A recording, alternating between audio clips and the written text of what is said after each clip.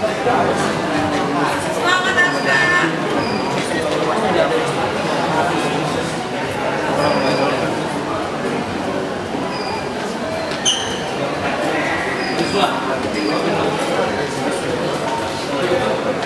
Assalamualaikum warahmatullahi wabarakatuh.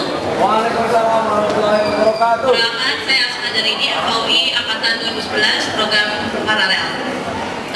Dalam essay kali ini tema yang diberikan oleh Maliki adalah fungsi BPM dalam advokasi dan melayani kesejahteraan mahasiswa. Dalam hal ini tadi sudah disinggung semua calon. Kalau misalkan fungsi BPM salah satunya adalah mengadvokasikan dan dibantu oleh Departemen Advokasi BEM juga, di mana Departemen Advokasi BEM ini diawasi oleh BPM. Sementara yang turun langsung itu kalau misalkan rekrutmen lain itu BEM. Nah, pada kali ini saya sama sekali tidak akan membahas fungsi BPM sendiri. Saya akan membahas bagaimana melaksanakan fungsi BPM dalam advokasi tersebut. Bisa kita lihat advokasi di sini ini ada sifat akademik, non akademik, dan ada kelembagaan juga, dan ada juga finansial.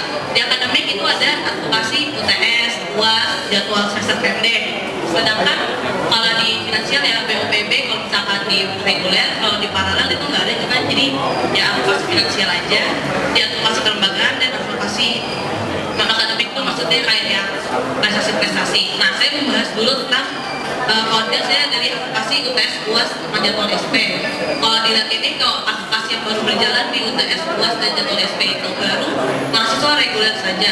Paralel juga ada sebagian baru diketik, sedangkan KKI sama sekali tidak ada. Ketika ada kelas ditiadakan itu pasti khusus untuk reguler. Biasanya paralel pasti cuma ada segelintir 20% lah, sementara KKI itu 0%, karena mungkin ya di 30 orang doang mahasiswa kelasnya, cuma dia sama sekali tidak terjamah dalam Departemen Advokasi. Di Parko juga gitu, karena baru reguler semua, karena ketertutupan dari BIRPEMnya sendiri itu juga belum terkarang. Saya tanya ke Kadep dan Kadep aku sendiri, sekarang ternyata BIRPEMnya sendiri yang agak menutup diri. Habis itu kalau di advokasi lembagaan ini saya terkait dengan pertanian. Kalau tadi contohnya kan dari Bang Anta, Bang Fahri itu asal. Kalau saya tuh mengambil contohnya dari Ilham, karena teman-teman saya banyak kan anak Ilham. Ilham itu latihan itu setiap hari itu 24 jam malahan. Mereka nggak masuk kelas.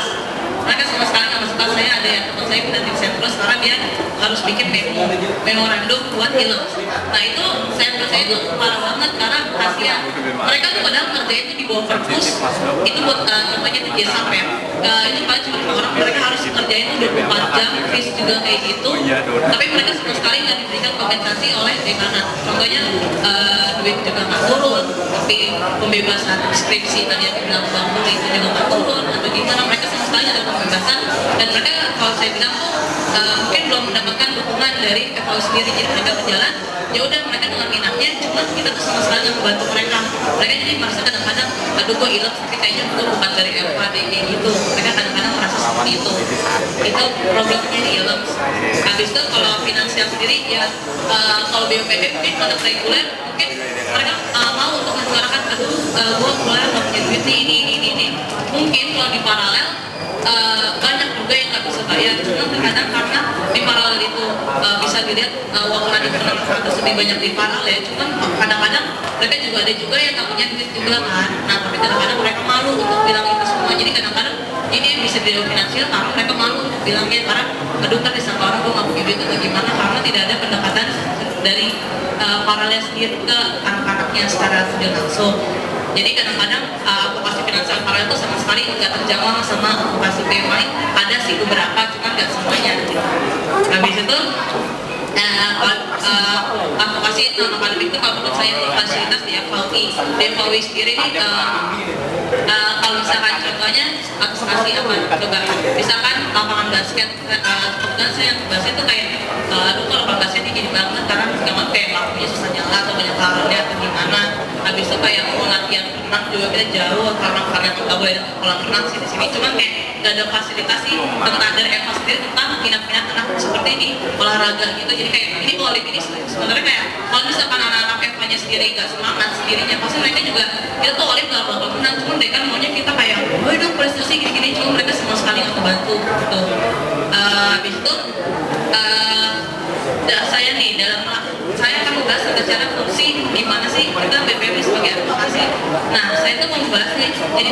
juga yang seharusnya yang saya mewujudkan di BPM tahun ini, yaitu responsif, komunikatif, dan fleksibel. Dimana saya akan membahas dia responsif. Responsif itu kebagi dua menurut saya, cepat dan tepat. Dimana cepatnya, ketika harus ada advokasi, kita tuh harus melayani semua mahasiswa dengan cepat. Jadi kayak nggak bisa kita lihat, tunggu ya lagi ini, tunggu ya lagi itu. Karena nggak, karena kita sebagai perwakilan mahasiswa ya udah kalau misalkan ketika dia mau kasih aspirasinya, ya udah kita harus layanin. Cuman ya mungkin harus tahu waktunya, kalau misalkan jam berapa, jam 10 malam, setelah itu kan emang waktunya untuk istirahat kayak gitu kan. Nah itu cepat menurut saya. Habis itu kalau tepat, nah tepatnya itu ketika jadi apa yang diomongin